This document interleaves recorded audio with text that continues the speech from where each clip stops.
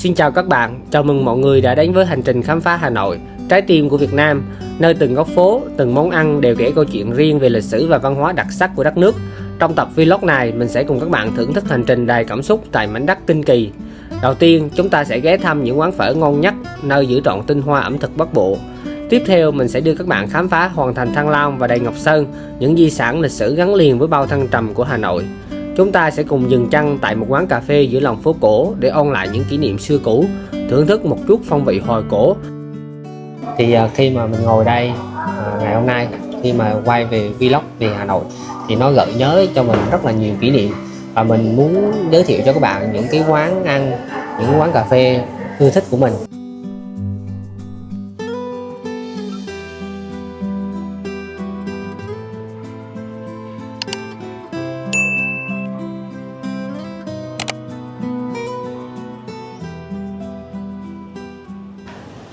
Xin chào tất cả mọi người, chào mừng tất cả các bạn đã quay trở lại với kênh YouTube của mình, và mình là Phạm Tăng Cường.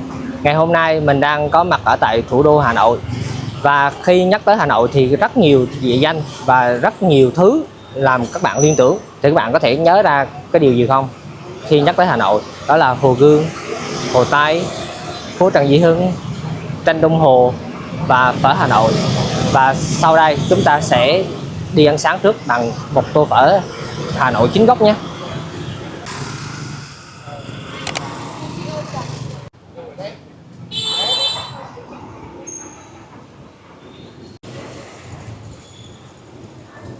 Phở xuất hiện lần đầu vào thế kỷ thứ 20.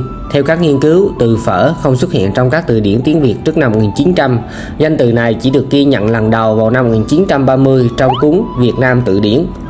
Phở, món ăn bằng bột gạo trắng mỏng hấp chín, sắc thành sợi, nấu với thịt bò, có tiếng tàu ngưu nhục phấn mà ra. Phở chín, phở nấu với thịt bò đã luộc chín, thái mỏng. Phở tái, phở luộc sẵn rồi, xắp thịt bò sống thái mỏng lên mặt, đoạn chắc nước lèo lên cho chín tái.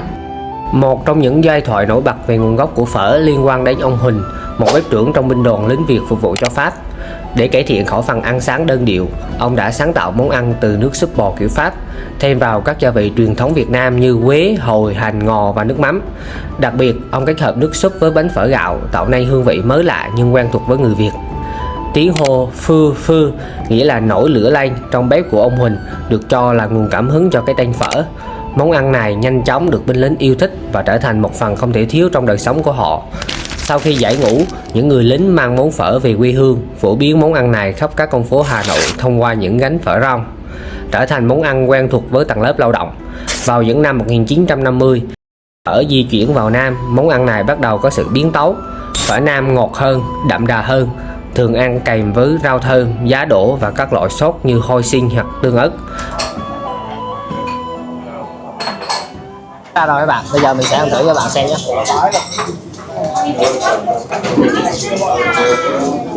Đầu tiên là có cái tương ớt này. Cái tương ớt này là mình rất là thích, chỉ có ở mấy quán phở mới hay có. Do you wanna try?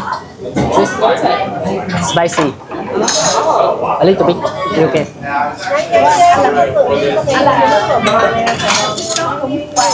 Anh là YouTuber không phải là TikTok.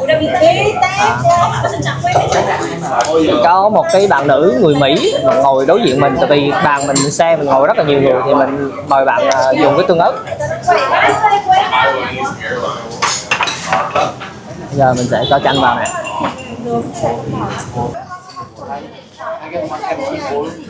Ok, bây giờ mình sẽ đầu tiên húp cái nước lèo.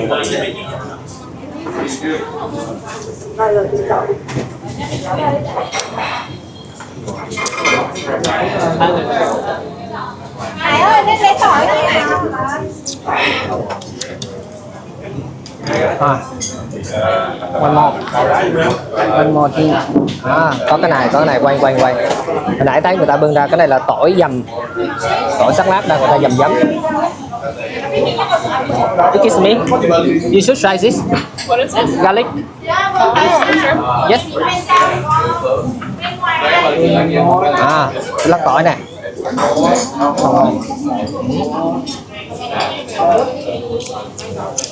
Chua chua và thơm mùi tỏi. Rồi mình ăn với bánh phở nè.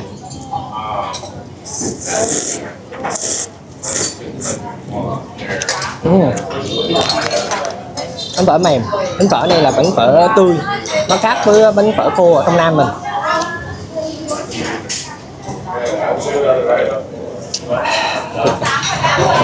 Đây thịt bò nhá, mình gọi là một bát phở tái.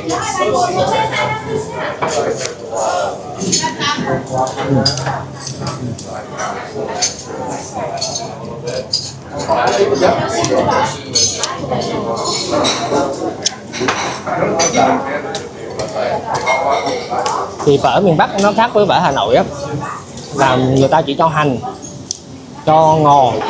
Còn phở trong Nam ấy thì người ta cho nhiều rau hơn, người ta sẽ cho rau quế, cho ngò gai.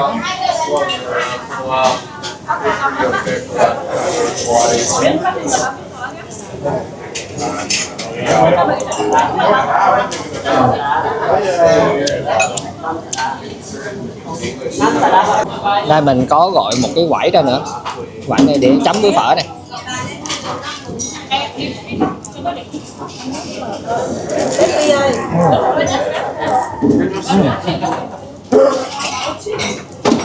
Nó dùng rụm kiểu như người ta mới chiên xong, kiểu như là ăn phở uống trà đá, kiểu như phong cách giống như Hà Nội vậy. Đã. Ok, sau khi ăn phở xong thì mình quay lại chỗ khu vực Hồ Gươm, và hiện tại mình đang đứng ở quảng trường Đông Kinh Nghĩa Thục, và phía sau lưng mình đây là Hàm Cá Mập. Đây là tòa nhà Hàm Cá Mập, và nhà nước mình đang có chính sách là chuẩn bị là tháo dỡ để mở rộng cái quảng trường này ra rộng lớn hơn. Đây người ta bây giờ người ta bắt đầu người ta quay tôn lại này, quay hàng rào lại rồi, để người ta sau này người ta sẽ làm bên trong ấy. Và trước khi mà người ta quay cái tôn này lại thì cũng đã thông báo trước cho người dân, và rất nhiều bạn đã đi tới đây để check in cái Hàm Cá Mập này trước khi nó bị tháo dỡ.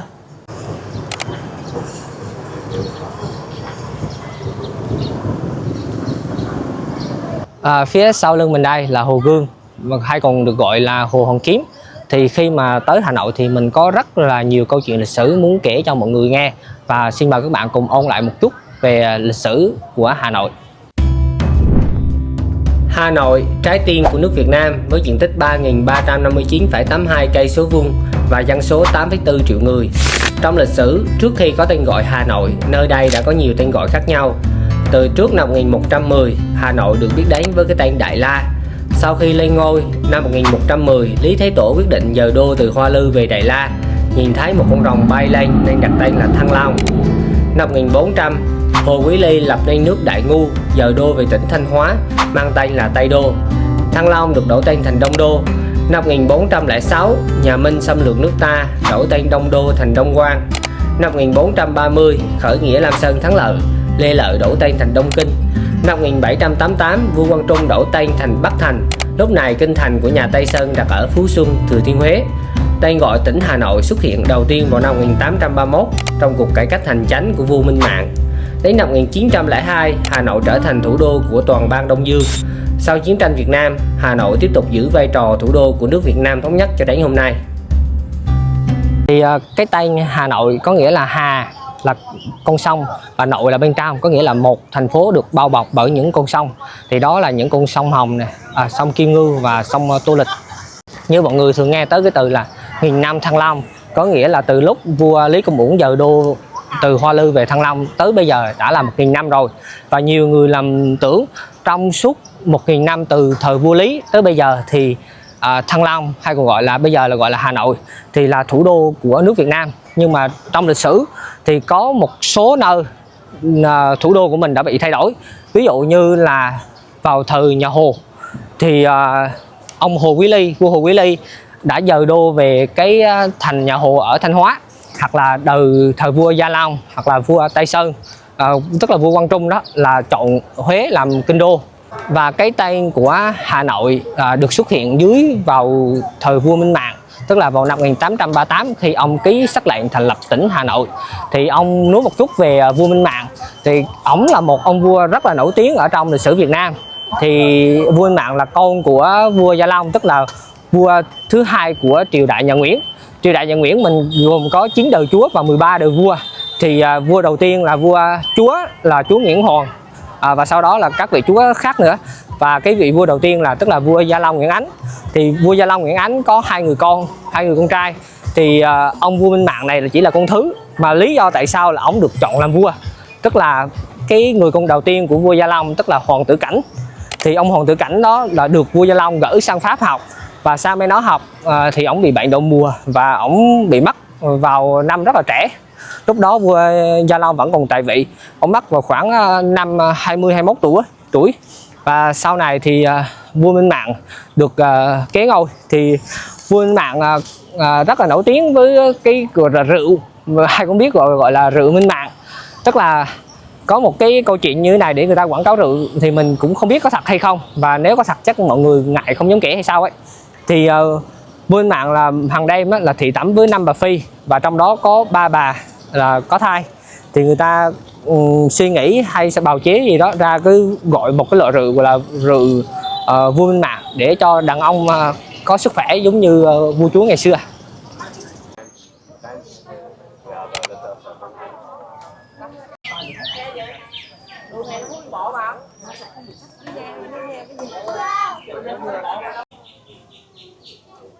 Hiện tại mình đang ở trong ngôi đền Ngọc Sơn, và giá vé vào tham quan ở đây là 50.000 một lượt.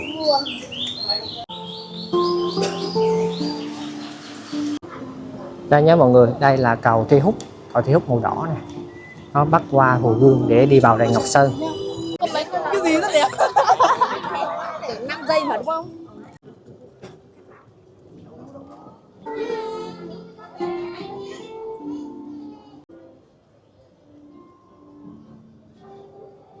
Hà Nội thì là không vội được đâu, nên các bạn nào mà đi du lịch hay là đi chơi ở Hà Nội á, cứ phải đi từ từ, mình phải đi chậm và quan sát thật kỹ thì mình mới thấy cái đẹp của Hà Nội.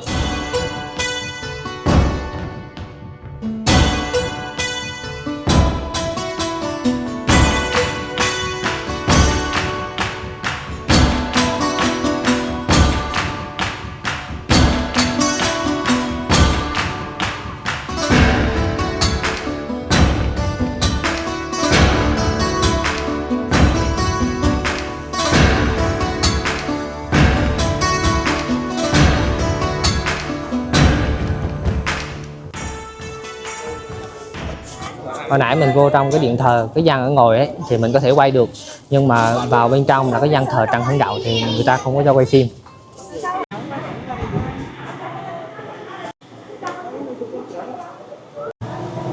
Trong này là cái khu triển lãm cái hình con rùa này. Đây là cái xác ướp của con rùa ấy, rùa thật đấy. Này người ta có hai con, một con ở bên này, một con bên này. Wow, rất là to. Các bạn nhìn cái máu này.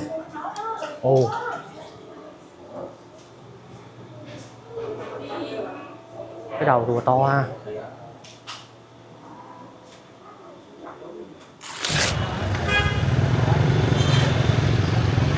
Hiện tại mình đang đứng trước nhà thờ lớn Hà Nội. Thì nhà thờ này được người Pháp xây dựng mô phỏng theo nhà thờ Đức Bà Paris.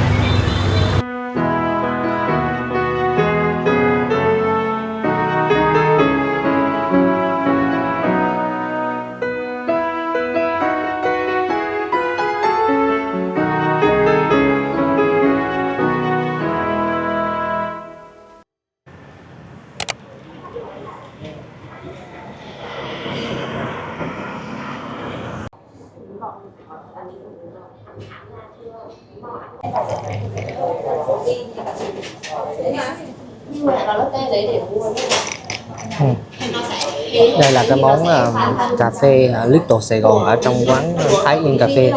Quán Thái Yên Cà Phê này là một quán cà phê nhỏ ở Hà Nội và có nhiều cơ sở. Thì bình thường là mình chỉ uống cà phê đen thôi, nhưng mà riêng tới quán đây là mình phải uống cái thức uống này.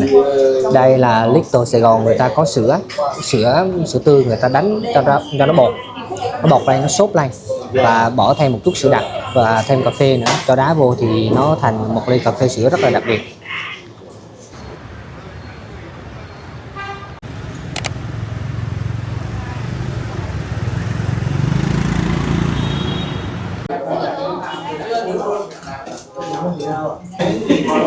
Trưa nay mình sẽ dẫn các bạn đi ăn cơm rang dưa bò nhé. Bây giờ là cơm này là cơm rang trứng. và dưa này dưa bò, gồm có dưa muối với bò thì người ta bỏ riêng ra chứ người ta không có trộn chung, và người ta có cho một bát canh và một cái bát dưa leo. Giờ ăn cái này thì mình có thể bỏ thêm tương vô trong này. Đó. Đúng không? Ok, bây giờ mình sẽ ăn thử nhé.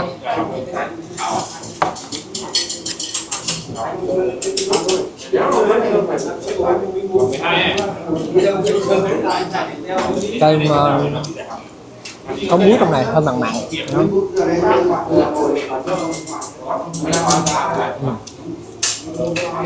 Ngay cái muối này là giòn, chua chua ngọt ngọt, mặn mặn. Ngon quá.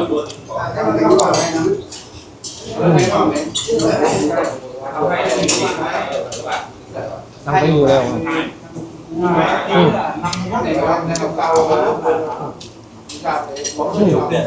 ngon quá. Sau khi ăn gần hết cái đĩa cơm rang dưa bò này thì mình có một số nhận xét. Thì cơm người ta rang khá là ngon, các hạt cơm thì nó rời với nhau nhưng mà lại không có khô. Về cái phần dưa bò thì mình thấy cái hơi ít thịt so với trước đây, thì nó toàn là rau. Mà ngày xưa mình nhớ ăn một phần này mình ăn không hết thịt, mà chả hiểu sao mới ăn nãy giờ được ba uống miếng mà nó chỉ còn mỗi dưa thôi. Tóm lại thì đây là một món ăn khá là ngon. Khi mình tới Hà Nội thì các bạn hãy cố gắng tới đây và thưởng thức món ăn này nhé.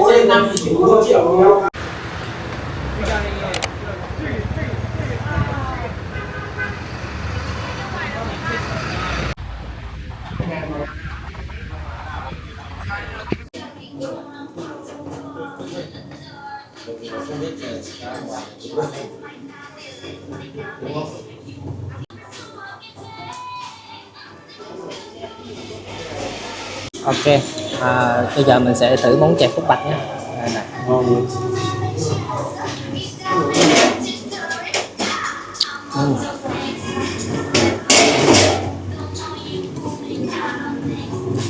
Các bạn thấy màu trắng này không? Thì hồi nãy mình hỏi cái bạn nhân viên đó, hỏi là khúc bạch là gì, thì bạn nói là khúc bạch đây là sữa, sữa nó đông lại nè.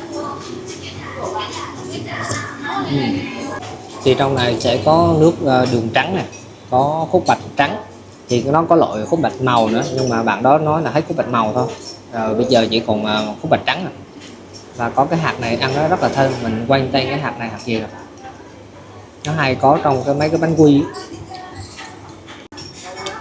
Nước đường này người ta có cho đá vô nên nó rất là ngọt kiểu ngọt thanh chứ nó không có ngọt quá. Có cái hạt này ăn nó rất là thơm.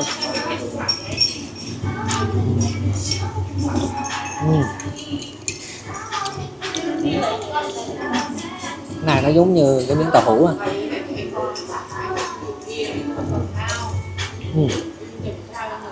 Có cả cái nhãn này.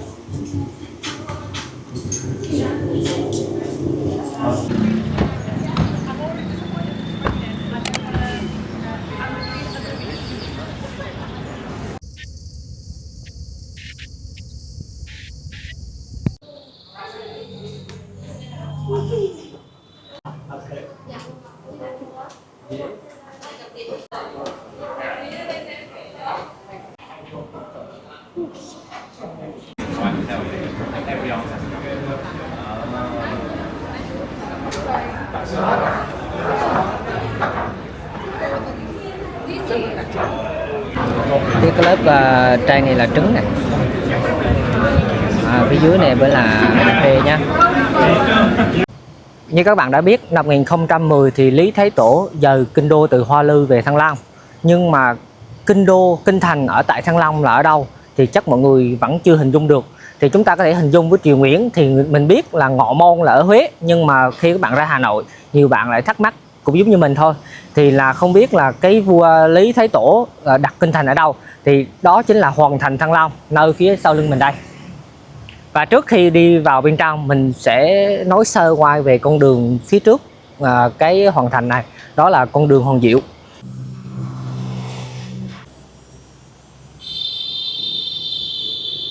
Có hai con đường ở tại Hà Nội mà mình rất là thích vì nó có nhiều cây xanh, đó là con đường Hoàng Diệu và đường Phan Đình Phùng. Và lý do tại sao người ta đặt phía trước Hoàng Thành Thăng Long tên là một con đường tên là Hoàng Diệu, lý do là các bạn đọc lại lịch sử thì Hoàng Diệu tức là người trấn thủ cái kinh thành ở Hà Nội này, và khi quân Pháp tấn công thì ông là quyết tử bảo vệ kinh thành tới cái mức là chỉ tự vẫn chứ không chịu đầu hàng, nên người ta lấy cái tên ông đặt cho con đường phía trước của Hoàng Thành, nên nó có rất là có ý nghĩa. Và ông Hoàng Diệu quê gốc là Quảng Nam thì cùng quê với mình. Bây giờ mình sẽ mời các bạn cùng mình mua vé và đi vào bên trong để tham quan nhé.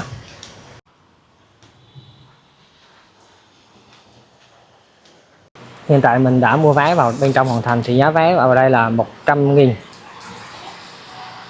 Thì hình như phía sau lưng ở đây hình như có mỗi mình là người Việt Nam vô đây ấy. Toàn là khách nước ngoài không à.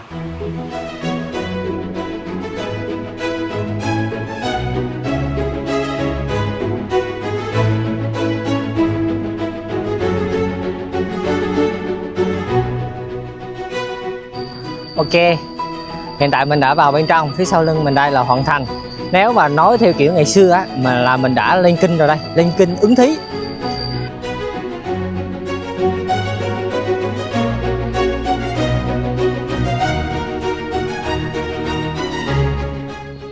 Thì hiện tại vô trong này thì cũng ít khách tham quan, đa số thì có lác đác vài bạn tới chụp hình thôi. Cũng có một số bạn thuê cổ phục để vô đây mặc để chụp hình. Thì xét về quy mô và độ hoành tráng ấy, thì cái Hoàng Thành Thăng Long này thì không bằng cái Ngọ Môn ở Huế.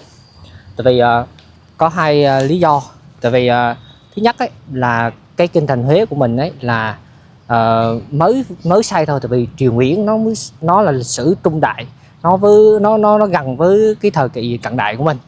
Còn cái Hoàng Thành Thăng Long này ấy, thì đã xây cách đây cả ngàn năm rồi. Và sau khi mà người Pháp chiếm được Hà Nội thì người ta phá hủy nó rất là nhiều để người ta xây dựng những công trình xung quanh giống như đường xá đồ này kia. Và đối diện cái Hoàng Thành này, đây là cái kỳ đài, mình còn gọi là cột cờ Hà Nội ở phía xa xa kia. Đây hiện tại mình đã lên tới phía trên này rồi, thì trên này người ta gọi là Đoan Môn. Thì mình sẽ quay lại camera trước và cho các bạn xem phía từ trên cao nhìn xuống và xung quanh ở đây này nhé.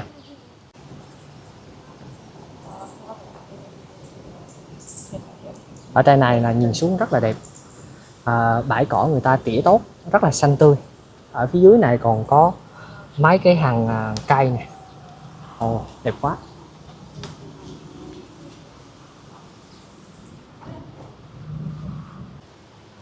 Ở ngoài sân này người ta có cái cây hoa sứ rất là to này, người ta sơn trắng sơn vôi để không có sâu mọt.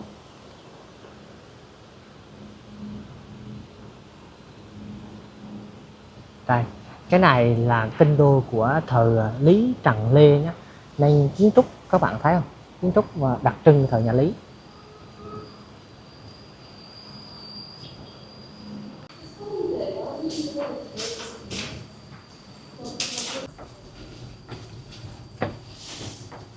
Mình đi lên đây giống như là người lính mà đi tuần tra kinh thành ngày xưa đó. Đi lên đây quan sát thử có ai không, có địch vào không. Đây, khi mà người Pháp mà chiếm được Hà Nội thì người ta phá hủy hầu như toàn bộ cái Hoàng Thành Thăng Long này, và người ta chỉ giữ lại cái mỗi cột cờ Hà Nội, mình gọi là kỳ đài.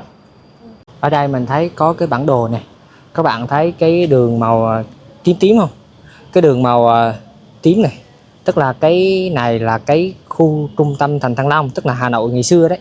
Thì Hà Nội có nghĩa là cái thành phố nằm bên trong của các con sông. Thì nó ngày xưa Hà Nội nó chỉ kéo dài tới đây thôi. Đây là Hồ Tây này, thì nó sẽ không bao gồm Hồ Tây. Và khi này là khu đường láng ấy, ga láng ở dưới này này. Thì cái bên này là sông Hồng, thì đâu đó hình như đây là Hồ Gươm này, thì nó chỉ kéo dài xuống dưới này, nó rất là nhỏ. Sau này người ta mới mở rộng cái khu vực Hồ Tây này cũng thuộc vào Hà Nội luôn.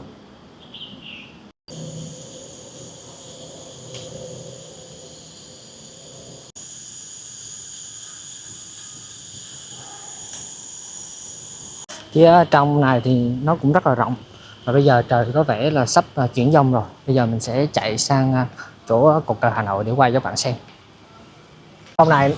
Trong này họ có cả cái lồng cái nhà nuôi chim bồ câu luôn nè. Đó, ngay chỗ cái lối vào đây. Đây, phía sau lưng mình đây là kỳ đài của Hoàng thành Thăng Long. Bây giờ người ta nói là cột cờ Hà Nội.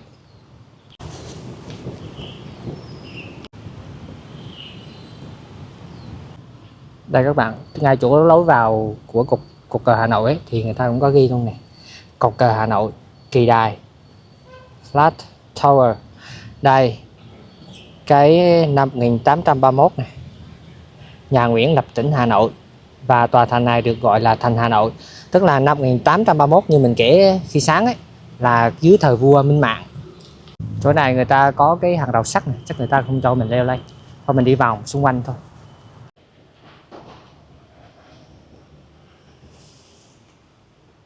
Đây này, có cái điều này đặc biệt không biết các bạn có để ý không? Là hình như kỳ đài ở Huế và kỳ đài ở Hà Nội thì người ta chỉ làm 3 bậc thôi. Đây này, đây là bậc thứ nhất nha. Đây, bậc thứ hai này, phía trên kia là bậc thứ ba và là cột cờ thôi. Đó là cái quan niệm áp dụng ngay cả trong xây dựng. Khi người ta làm bậc thang ấy thì người ta làm số lẻ chứ người ta không làm một cái số chẵn chia hết cho 4. Có nghĩa là người ta quan niệm là sinh nè, lão nè, bệnh. Đó, không có tử nhá, làm cái thứ tư là tử nên người ta không có làm thêm bậc thứ tư, lúc nào cũng chỉ 3 bậc thôi. Các bạn thấy không, trời sắp mưa rồi nè, nên chuyến đi của ngày hôm nay mình xin tạm dừng ở đây. Nếu các bạn thấy thích video này đừng quên bấm like và ấn nút subscribe để ủng hộ cho kênh của mình nhé. Cảm ơn các bạn. Good morning mọi người. Hà Nội, đường nhỏ phố nhỏ, nhà tôi ở đó. Hôm nay mình sẽ dẫn các bạn đi ăn một quán phở nằm tích ở trong ngõ này rất là thú vị. Và mình sẽ cùng thưởng thức xem so với phở Lý Quốc Sư mà mình ăn hôm qua nó có khác hoặc là ngon gì hơn không. Cùng mình theo dõi nhé.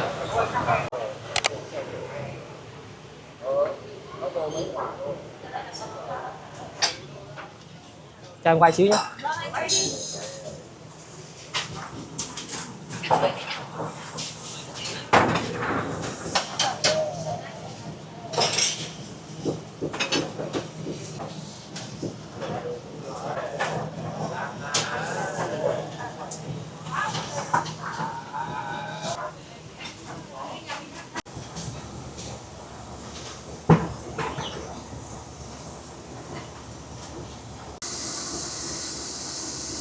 Ok, hiện tại mình đang ngồi ở quán phở Thìn Bờ Hồ. Tại vì cái quán này nó sát luôn bờ hồ Hoàn Kiếm nên có cái tên là phở Thìn Bờ Hồ, nằm ở đường Đinh Tiên Hoàng. Thì mình gọi một cái tô tô phở và tái. Đó, các bạn thấy rất là nhiều hành không? Nó khác, mình sẽ ăn và xem so sánh thử có gì khác hơn so với cái phở Thìn ở bên Lý Quốc Sư mà hôm qua mình ăn. Cũng ở đây cũng có những cái nêm thêm này, mình rất thích ăn cái tỏi này. Và đây là cái tương ớt. Đó, tương ớt. Đó, ngon không? Ở đây thì có cái quẩy này nó mềm hơn cái quẩy ở bên Lý Quốc Sư. Quốc Sư thì nó giòn hơn. Và có một cái bát trứng trần. Đó, buổi sáng làm bắp phở và đá 2 quả trứng trần đấy. Nói ăn uống giống như người Hà Nội. Nhiều hành nữa.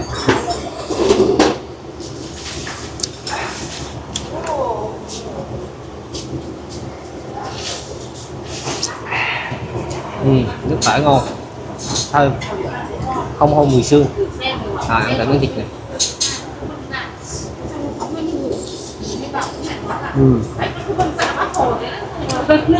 Thịt này vẫn còn tái nè, các bạn thấy nó vẫn chưa chín nè.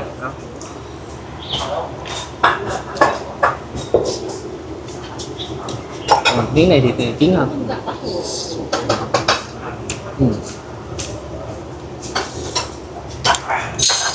Bây giờ thử chấm miếng quẩy qua nè.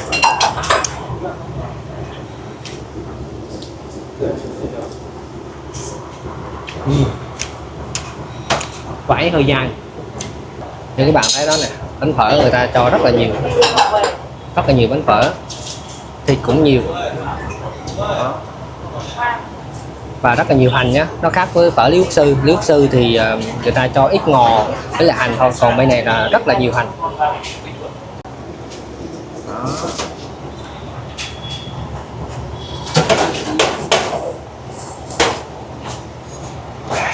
Ngon.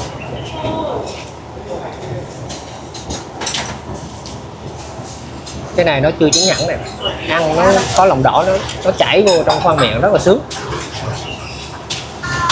Sau khi ăn hết bát phở thì mình có một số nhận xét. Thì nếu mà so với phở ở bên Lý Quốc Sư thì mình thích bên phở Thìn Bờ Hồ này hơn. Thứ nhất là người ta bỏ rất là nhiều hành, ăn rất là thơm. Cái thứ hai thì nước dùng vừa phải, nó không có quá mặn. Cái thứ ba là mình có cái thêm cái trứng trần, thì ở bên Lý Quốc Sư thì mình có thì mình vẫn gọi được. Và thêm một cái điểm mà mình không thích tức là cái quẩy này nè, nó hơi nhiều dầu mỡ và nó dai hơn. Nếu mà ăn quẩy bên Lý Quốc Sư thì quẩy bên Lý Quốc Sư nó ngon hơn quẩy bên này. Nếu mà lấy quẩy bên kia ăn với phở bên này thì là số 1.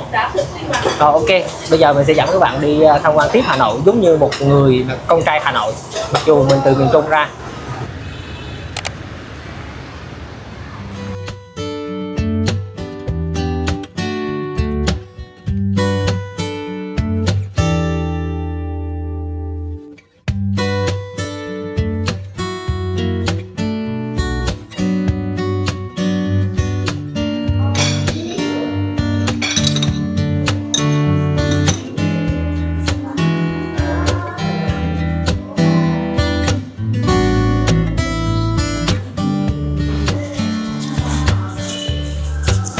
Đây là một trong những quán cà phê ưa thích nhất của mình ở tại Hà Nội. Cách đây 5 năm khi mình tới Hà Nội để sinh sống và làm việc, thì lúc đó mình đang đọc một quyển sách, đó là quyển Một Mình Ở Châu Âu của tác giả Phan Việt. Thì khi mình đọc quyển sách đó thì trong đó chỉ có diễn tả một cái quán cà phê ở tại nước Pháp, nơi ở chính giữa quán cà phê đó người ta đặt một chiếc bàn lớn và xung quanh là sách, thì mình có thể vô đó mình ngồi và đọc sách hoặc là mình viết lách gì đó.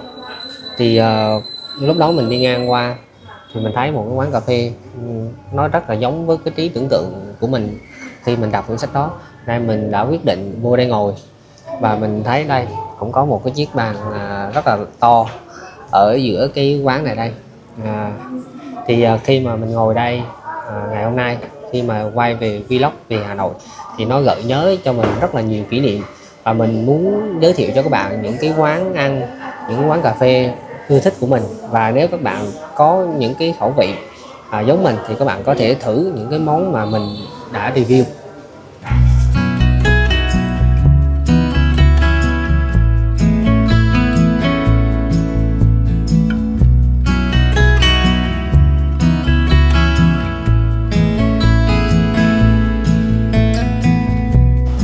Hiện tại thì mình đang có mặt tại Hồ Gươm. Thì hôm nay thì thời tiết ở đây rất là đẹp. Cái hôm trước mình đi vào cuối tuần thì thời tiết nó còn hơi âm u và rất là đông người. Phía sau bên lưng mình đây là tháp Rùa này, đứng rất là gần.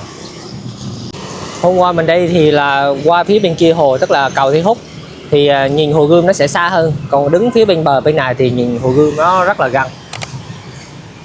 Ở trên cái hồ Gươm này là hay có những cái cây mà rủ bóng xuống hồ đây, nhìn rất là đẹp ha, nhìn rất là nên thơ. Thì bình thường vào buổi chiều hoặc là buổi sáng sớm thì mọi người sẽ thường đi dạo trên cái bờ hồ này, đi có thể chạy bộ hoặc là đi tập thể dục. Bây giờ mình đây nhìn rất là mát. Mặt nước hồ hôm nay cũng rất là đẹp, nhìn mặt nước trong xanh nè, không có đục giống như cái hôm mình đi. Bạn nào mà chưa biết góc này là ở chỗ nào thì đây chính là cái góc ngay chỗ đối diện cái tượng Lý Thế Tổ này. Đây, tượng Lý Thế Tổ phía bên kia đường luôn. Mình sẽ qua bên kia mình quay cho các bạn xem. Và ngay bên cạnh đường Lý Thế Tổ là bưu điện Hà Nội, thì cũng rất là nhiều bạn tới cái chỗ bưu điện này để chụp hình.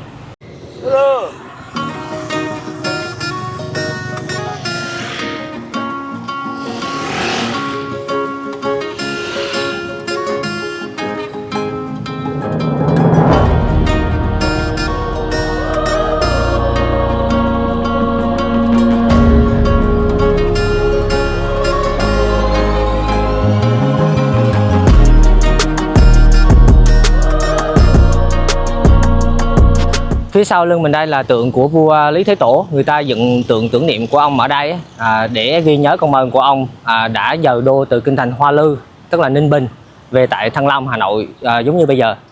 Hai bên cái tượng của vua Lý Thái Tổ thì còn có những cái tòa nhà được xây theo kiến trúc của người Pháp, và khi mà người Pháp là chiếm được Đông Dương ấy thì người ta tới đây để người ta xây dựng những cái bưu điện, ga tàu lửa hoặc là đường cầu. Từ vị trí của tượng vua Lý Thái Tổ đi thẳng ra, đó là một vị trí rất là đẹp, đi đâm thẳng ra cái tháp rùa luôn. Và cái tên là thủ đô Hà Nội được có từ khi Pháp tới chiếm Đông Dương, thì người Pháp chọn thủ đô Hà Nội làm thủ đô của toàn bang Đông Dương, thì gồm 5 xứ là Bắc Kỳ, Trung Kỳ, Nam Kỳ, Lào và Campuchia. Thì sau trận Điện Biên Phủ năm 1954 thì Pháp thua và Việt Minh chiếm được Hà Nội, thì vẫn giữ Hà Nội là thủ đô của nước Việt Nam Dân Chủ Cộng Hòa.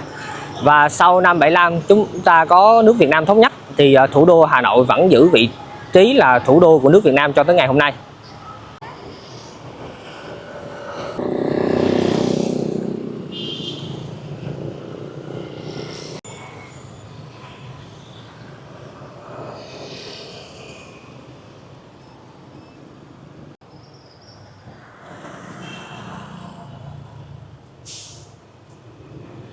Phía bên kia là khách sạn Metropole, một khách sạn lâu đời nhất ở tại Hà Nội. Nó được thành lập vào năm 1902, tính tới bây giờ là cũng là 125 năm rồi, gần như thế. Thì mình rất là thích những cái dãy bàn uống cà phê ở trước khách sạn. Thì mình liên tưởng tới cái bộ phim Batman của anh Christian Bale đóng ấy. Thì mình nhớ có một phân cảnh là anh ngồi uống ở một quán cà phê ở châu Âu, và ảnh gặp cái ông quản gia của ảnh. Thì ông quản gia đó ông tưởng đâu là anh Batman này là ảnh chết rồi. Thì lúc mà anh rút thẻ ra định trả tiền thì ông thấy cái cậu chủ của mình đang ngồi ở bàn bên kia và mỉm cười với mình, thì ảnh lại đút cái thẻ vô. Có nghĩa là đó là sự thật, không phải là mơ, và cậu chủ của mình sẽ trả tiền cho mình nên ông không cần trả tiền nữa.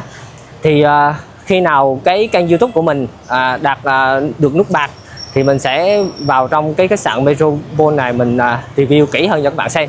Hiện tại thì cái kênh YouTube mình mới chỉ được 102 subscribers. Thì bạn nào chưa có đăng ký kênh của mình mà muốn mình ấy mà review cái sạn này ấy, thì có thể là đăng ký thêm vô nhé, để mình có động lực mình làm tiếp.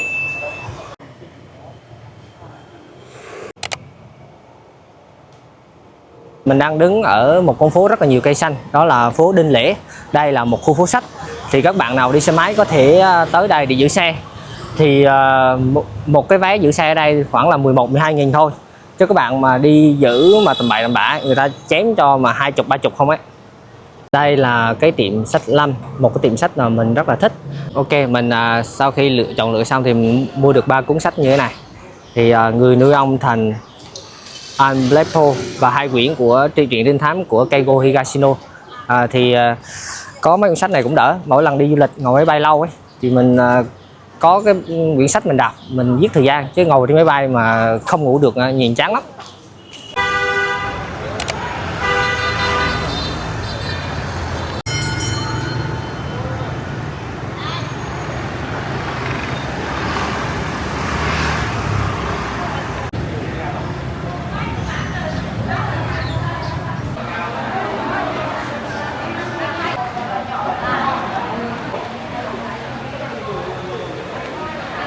Năm phút đợi chờ thì mình cũng mua được kem rồi, kem tràn tiền nhá. Đó. Kem này là kem vani.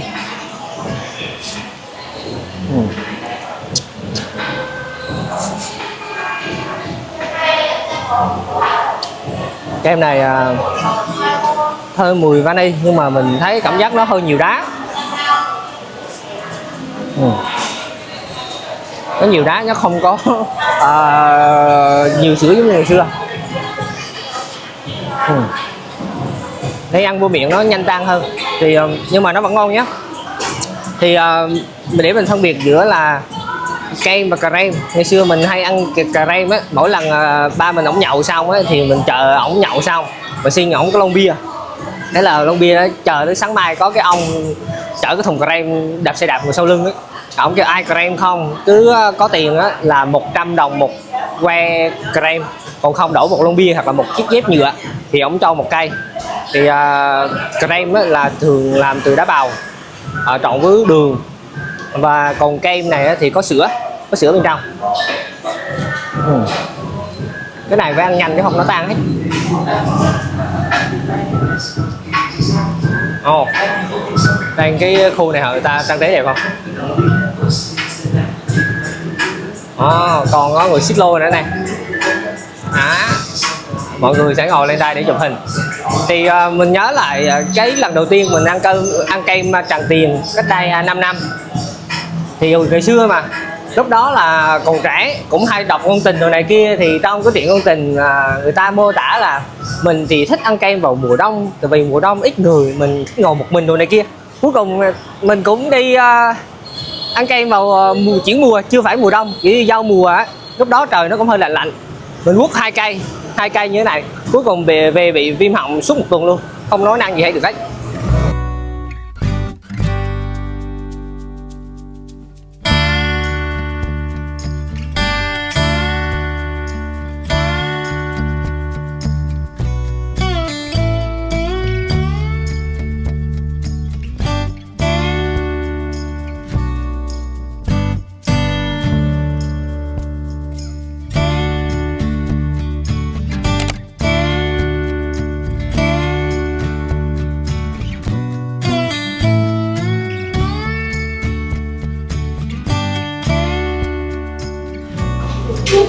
Trưa nay mình dẫn các bạn đi ăn chả cá Lã Vọng. Thì vô đây là nó thơm.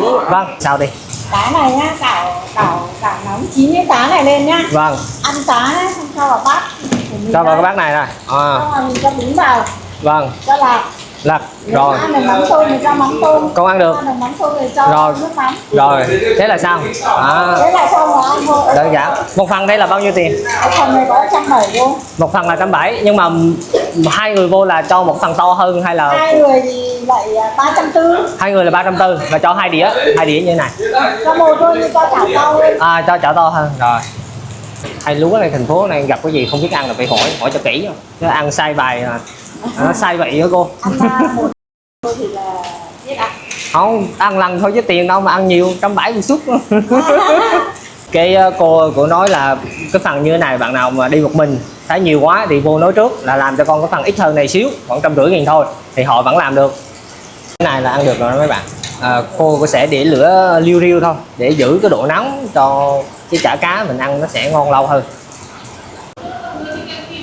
Đây bây giờ mình sẽ ăn giống như người Hà Nội nha. Có bún qua nè. Ok, bây giờ đây. Đó. Ăn miếng cá trước nha. Cá không này. Cá này người ta như ướp nghệ, có ướp nghệ của đó, đây nó màu vàng nè, các bạn thấy. Cá màu vàng. Khúc cá đây. Nó gọi là vàng như nghệ đó.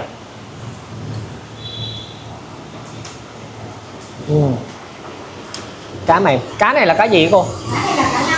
Cá lăng. Cá này cá lăng.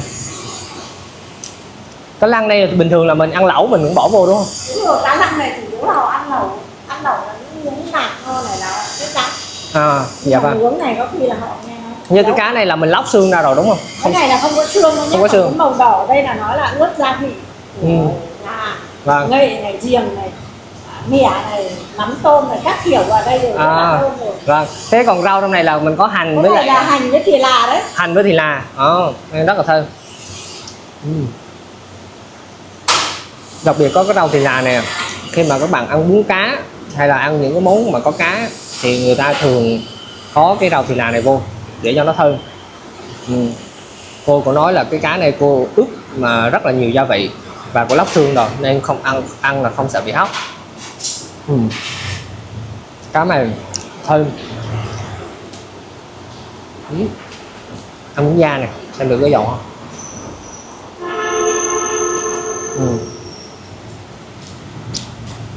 Da giòn. Ăn mắm tôm nha. Cái này bà bảo là thịt chó là phải có mắm tôm, nhưng mà cái này là ăn cá và cũng ăn mắm tôm được.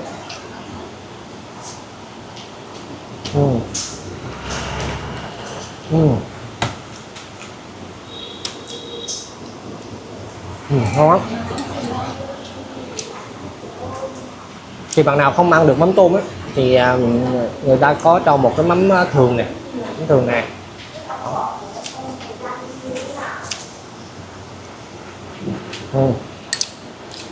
để ăn vừa ăn cá vừa ăn bún nha.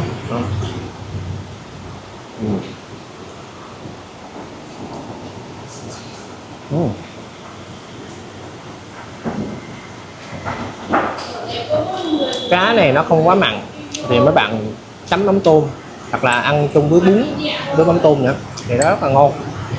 Ăn lạc này.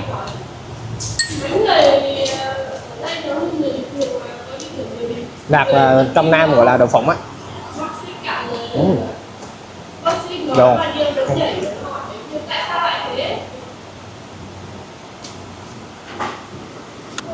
Có một cái khẩu vị của người miền Nam với người miền Trung nó khác với người miền Bắc, đó là người miền Bắc mình không thấy họ có rau sống. Tức là nhiều món ăn nên có rau sống thì lại không có rau sống, nên nếu bạn nào mà muốn có ý định mở cái quán mà chả cá lã vọng này ở miền Trung hoặc là miền Nam ở trong Sài Gòn á thì nên có một ít rau sống nữa. Tại vì biết sao, mình ăn cái bún mắm này nè, mình có cái rau sống vô á, mình trộn vô mình ăn cho đỡ ngán, thì rau sống là sẽ giúp mình là cân bằng với những cái món ăn mà có dầu mỡ này kia, nó sẽ giảm lại cái độ béo của món ăn. Thì các bạn đã cùng mình trải qua 2 ngày ở tại thủ đô Hà Nội, thì thực sự mình chưa đi hết những cái điểm mình muốn đi trong cái tập vlog này, nhưng mà mình sẽ hẹn các bạn vào tập vlog sau cũng ở tại thủ đô Hà Nội vào một mùa đẹp hơn và đầy chất lãng mạn, đó là mùa thu Hà Nội. Cảm ơn các bạn đã xem tới cuối vlog. Các bạn đừng quên bấm like video và ấn nút đăng ký kênh để ủng hộ cho mình nhé.